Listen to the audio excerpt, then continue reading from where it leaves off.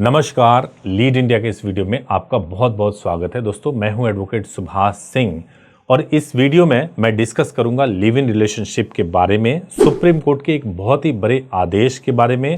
और क्यों ऐसा कहा गया है कि अगर आप लिव इन रिलेशनशिप में रहते हैं तब भी आपके ऊपर 498A आईपीसी का केस किया जा सकता है। बीएनएस में कौन से सेक्शन में केस होगा और अगर आप लिव इन रिलेशनशिप में रह रहे हैं या रहने के बारे में सोच रहे हैं तो आपके ऊपर इसका क्या असर हो सकता है, सब कुछ मैं आपको डिटेल में विस्तार से समझाने की कोशिश करूंगा।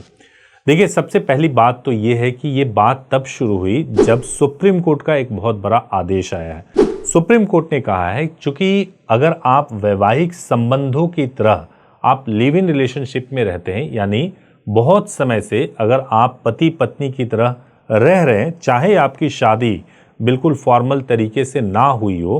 तो उस केस में अगर आप वाइफ के ऊपर या लिव इन पार्टनर के ऊपर किसी भी तरीके की क्रूएलिटी करते हैं, दहेज मांगने की कोशिश करते हैं, तो महिला को ये हक है कि वो आपके खिलाफ आईपीसी के सेक्शन 498A में एफआईआर करवा सकती हैं और इसमें आपको जेल जाना पड़ सकता है, आपके खिलाफ कार्रवाई शुरू हो सकती है और पनिशमेंट भी आपको मिल सकता है। यही सेक्शन जो 498A है वो बीएनएस में, भारतीय न्याय संहिता में 85 और 86 हो गया। 86 में डेफिनेशन है, 85 में पनिशमेंट है। तो जब कभी भी आप किसी लिव इन पार्टनर के साथ में, किसी महिला के साथ में अगर आप लिव इन में रहने के लिए जा रहे हैं तो पहले के कई आदेशों में यह भी कहा गया है कि महिला को मेंटेनेंस भी देना पड़ेगा। और अब जो नया एक और आदेश सुप्रीम कोर्ट का आ गया जिसमें कहा गया है कि 498A में महिला अगर चाहे उसके साथ में कोई प्रॉब्लम हो रहा है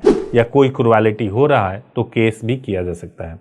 अब एक और चीज मैं समझाना चाहता हूं कि बहुत सारे लोग लिव इन में जाना ही क्यों चाहते हैं, क्योंकि आजकल आप देखते होंगे कि काफी डर का माहौल बन जाता है और ऐसा लगता है कि भाई जब मैं शादी में जा रहा हूं और उसके बाद से मेरे ऊपर कई सारे लीगल रिस्ट्रिक्शंस लग जाएंगे या कई सारे लीगल चीज़ें मेरे ऊपर इम्पोज कर दी जाएंगी, तो बेहतर ये है कि पहले मैं लड़की के साथ में या लड़के के साथ में पहले मैं लिव इन में रहता हूँ, रिश्ते को समझता हूँ, उसके बाद से फिर मैं शादी करूँगा या करूँगी। ये चलन शहरों में काफ़ी बड़ा है। तो अगर आप ऐसा सोच रहे हैं कि आप लिव इन में रहेंगे और शादी करेंगे ही नहीं, तो इससे आपका काम नहीं बनने वाला है, क्योंकि अगर आप लिव इन में भी रहते हैं तब भी आपके ऊपर 498A का केस हो सकता है। एक और सवाल पूछा जाता है कि लिव इन में रहने के लिए करना क्या पड़ता है, क्या इसके लिए कोई रजिस्ट्रेशन करवाना पड़ता है, किस तरीके से लिव इन में रह सकते हैं। तो मैं आपको बताना चाहता हूं, जब कभी भी आपको लिव इन रिलेशनशिप में रहना हो तो आपकी एज अगर 18 साल कंप्लीट हो चुकी है, यानी आप बालिग हो चुके हैं, तो आपको यह अधिकार संविधान से मिल जाता है कि आप जिसके साथ चाहें आप अपनी मर्जी के साथ में पीसफुली उसके साथ में रह सकते हैं।